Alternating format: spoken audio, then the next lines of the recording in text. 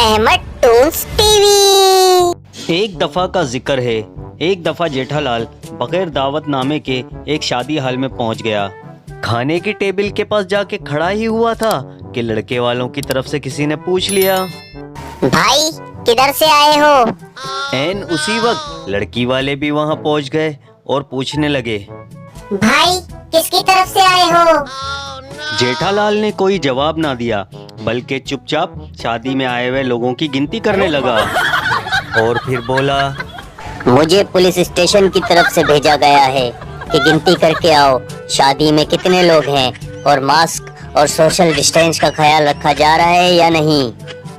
बस ये सुनना था कि लड़की और लड़के वालों ने मिलकर जेठालाल को वीआईपी की तरह कुर्सी पर बिठाया, सब तरह का खाना खिलाया, मीठा खिलाया और हाथ में 10,000 रुपए का लिफाफा रखा और रिक्वेस्ट की कि बस संभाल लेना, घर की शादी है भाई। और वापस जाते हुए जेठालाल 2 दिन का खाना भी पैक करवा कर अपने साथ लेकर गया।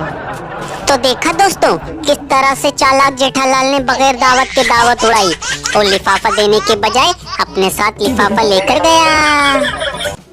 अगर वीडियो पसंद आई है तो वीडियो को लाइक और चैनल को सब्सक्राइब जरूर कर दीजिएगा।